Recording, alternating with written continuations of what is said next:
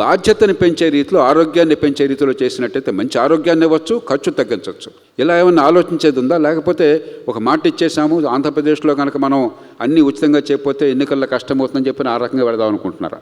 మన జీడిపిలో government expenditure ఎంత అన్నప్పుడు మీరు చెప్పారు 1.3%. అయితే దాంట్లో మంచినీళ్ళు కూడా కలిపారని.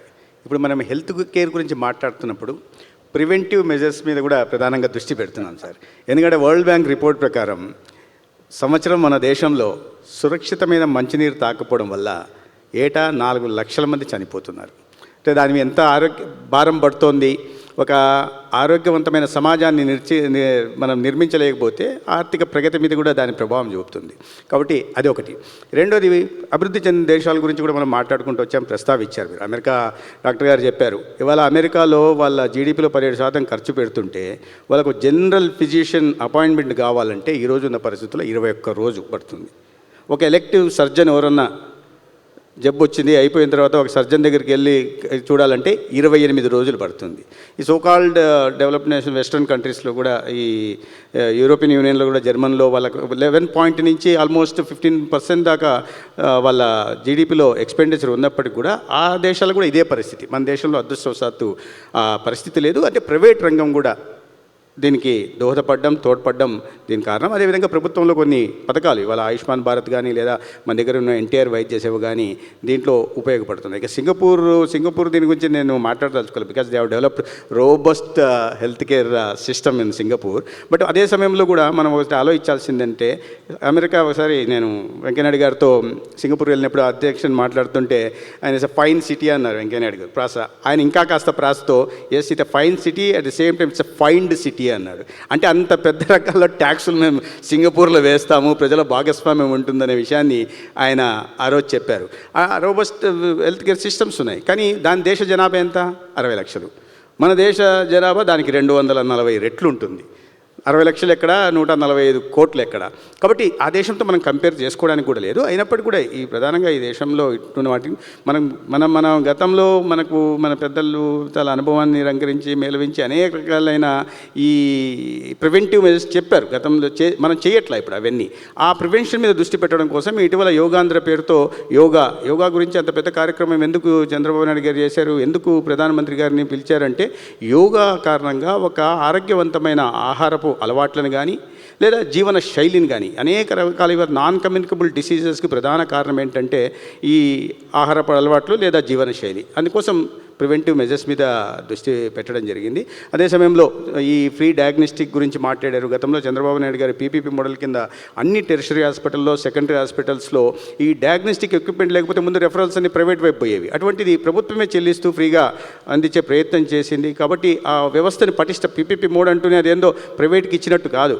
ప్రభుత్వం చెల్లిస్తూ ఉంది వారికి, ప్రైవేటు నిర్వహణ చేస్తాను. అంటే ప్రభుత్వంలో పరిమితులు ఉన్నాయి ప్రభుత్వానికి. అంత స్థాయిలో మనకు ల్యాబ్ టెక్నీషియన్స్ దొరకట్లా, ఆ స్థాయిలో డాక్టర్లు దొరకట్లా. గ్రామీణ ప్రాంతాలు వెళ్ళడానికి స్పెషలిస్ట్ ముందుకు రావాలా. సూపర్ స్పెషలిస్టులు అయితే అసలు వాళ్ళు విశాఖపట్నమో లేదా గుంటూరు లేదా తిరుపతి, అనంతపురం తప్ప ఇతర ప్రాంతాల్లో మెడికల్ కాలేజీలకు వెళ్ళడానికి ఒకరు సిద్ధపడట్లా.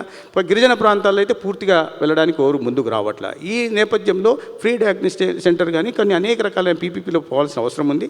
కేంద్ర ప్రభుత్వం కూడా ఇటీవల ఈ పీపీపీ మోడ్లోనే 3 డయాగ్నోస్టిక్ సెంటర్లని విశాఖపట్నం ఒకటి, విజయవాడ ఒకటి, తిరుపతి ఒకటి మంజూరు చేసింది. దాన్ని కూడా ఇప్పుడు విజయవాడలో మొదలు పెడుతున్నాం, 2 కూడా మొదలు పెట్టబోతున్నాం.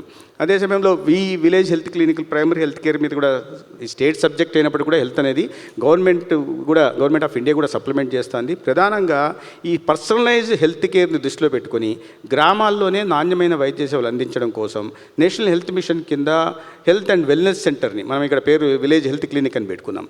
దాన్ని దేశవ్యాప్తంగా 1,75,000 మంజూరు చేయడం, అన్ని గ్రామాల సచివాలయాల పరిధిలో వాటిని ప్రారంభించడం.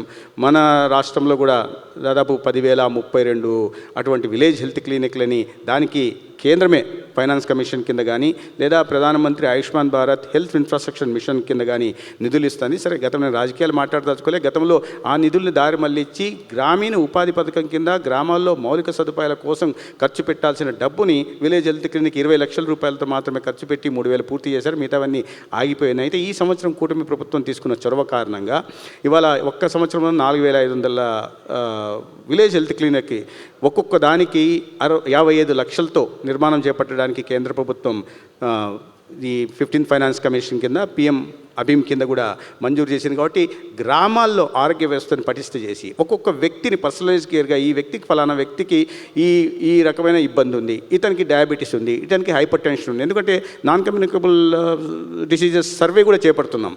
4 కోట్ల చిల్లర మందికి ఇవాళ హైపర్ టెన్షన్ ఎంత ఉంది, ఈ డయాబెటీస్ కేసులు ఎన్ని ఉన్నాయి మ్యాపింగ్ చేయడం జరిగింది. ఇవన్నీ కాకుండా 80% డిసీజ్ బర్డన్ ఉంటున్న 10 రకాల రోగాల్ని, అది hypertension, diabetes, liver, CKDs, CVDs, CODs, cancer, ఇట్లాంటి వాటిని గుర్తించి మ్యాపింగ్ చేయడం, దానికి అనుగుణంగా ప్రివెంటివ్ మెజర్స్. ఇప్పుడు ఉదాహరణకు తీసుకుంటే మీరు బాగా బియ్యం ఎక్కువ కన్జ్యూమ్ చేసే తెల్లన్నం తినే ప్రాంతాలు ఇక్కడ ఈ హైపర్ టెన్షన్ ఎక్కువ ఉంది.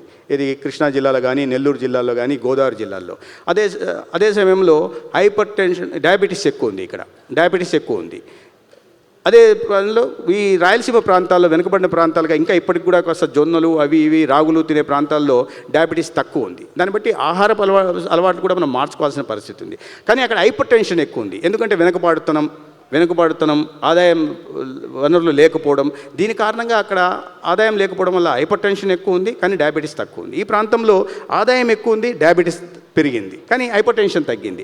ఈ రకంగా మ్యాపింగ్ చేయడం జరిగింది. దానికి అనుగుణంగా ఈ మౌలిక సదుపాయాల కల్పన చేయడం కానీ, లేదా మా ఉంటున్న వైద్య సిబ్బందిని దానికి అనుగుణంగా మార్చుకోవడం కానీ, ఈ విధంగా చేస్తూ దీనికి ఈ టెక్నాలజీని ఇంటిగ్రేట్ చేసుకుంటూ, లివరేజ్ చేసుకుంటూ, వీటిలో ప్రెడిక్టివ్ అనలిటిక్స్ని వాడుతూ మా ముఖ్యమంత్రి గారు మీ అందరికీ తెలిసినవి ఇప్పటిదాకా చూశారు. ఆయన విజన్ ఎలా ఉంటుంది, టెక్నాలజీ మీద ఆయనకున్న పట్టు ఎటువంటిది అనే విషయాన్ని మీకు తెలుసు. కాబట్టి దీన్ని టెక్నాలజీని ఇవాళ మారుతున్న పరిస్థితుల్లో ఆరోగ్య రంగంలో కూడా టెక్నాలజీ అనేది ఒక విప్లవాత్మక మార్పులు తీసుకొస్తోంది. దానికి అనుగుణంగా ఆ టెక్నాలజీని వాడుకుంటూ ఈ ప్రెడిక్టివ్ అనాలిటిక్స్తో ప్రివెంటివ్ మెజర్స్ తీసుకుంటూ ఒక ఆరోగ్య సంరక్షణ చేపట్టాలనేది ఈ రాష్ట్ర కూటమి ప్రభుత్వం ఆలోచన. దాని దిశగా కూడా ఇంకోటి కూడా ఇప్పుడు ముఖ్యమంత్రి గారు కాసేపు ముందు ప్రస్తావించారు, సంజీవని అని. సంజీవని అనేది మేము ఇవాళ ఈ టాటా ఎండి తర్వాత గేట్స్ ఫౌండేషన్తో కలిసి ఇవాళ పైలట్ ప్రాజెక్ట్ కింద కుప్పంలో మొదలుపెట్టాం. దీంట్లో ఏంటంటే ఒక్కొక్క చోట ఒక్కొక్క కాన్స్టిట్యున్సీ లెవెల్లో కమాండ్ సెంటర్ పెట్టి దాంట్లోంచి ఒక్కొక్క పర్సనలైజ్డ్ మా ఉన్న ఎగ్జిస్టింగ్ హెల్త్ ప్రొఫెషనల్స్ని విలేజ్ లెవెల్ నుంచి, ఆశాల నుంచి, ఏఎన్ఎం దగ్గర నుంచి, సిహెచ్ఓల దగ్గర నుంచి, మెడికల్ ఆఫీసర్ నుంచి వాడుకుంటూ ఒక్కొక్క వ్యక్తిని పర్సనలైజ్గా చూసుకుంటూ వాళ్ళ ఎలక్ట్రానిక్ హెల్త్ రికార్డ్స్ క్రియేట్ చేస్తూ వాళ్ళని సెకండరీ హాస్పిటల్స్ వరకు, మీరు ఫ్యామిలీ డాక్టర్ గురించి ప్రస్తావించారు భాస్కరరావు గారు, ఈ విషయంలో అదే చేయబోతున్నాం మేము. ఎందుకంటే ఇండివిజువల్ డాక్టర్గా రాబోయే రోజుల్లో ఫ్యామిలీ మెడిసిన్ డిపార్ట్మెంట్ లేదు మన దగ్గర, దాన్ని కూడా ప్రవేశపెట్టాలని ప్రయత్నం చేస్తున్నాం. కానీ ఇండివిజువల్ సెంట్రిక్ పేషెంట్ కేర్ ఇవ్వాలనేది దాంట్లో పెట్టుకున్నాం. కుప్పం నుంచి తర్వాత చిత్తూరుకి, తర్వాత రాష్ట్ర వ్యాప్తంగా కూడా దీన్ని తీసుకెళ్లాలని ఎలక్ట్రానిక్ హెల్త్ రికార్డ్ జనరేట్ చేయడం కారణంగా వారు ఎక్కడైనా సరే వారి రికార్డు ఒకసారి ఎక్స్రే తీసుకున్న వాళ్ళు, లేదా ఒకసారి సిటీ తీసుకున్న వాళ్ళు, లేదా ఒకసారి ఎంఆర్ఐ తీసుకున్న వాళ్ళు మళ్ళీ చేసుకోవాల్సిన అవసరం లేదు. దానికి అనుగుణంగా వైద్య సహాయం, చికిత్స అందించడానికి అవకాశం ఉంటుంది. కాబట్టి ఆ దిశగా కూడా ప్రయత్నాలు చేస్తున్నాం.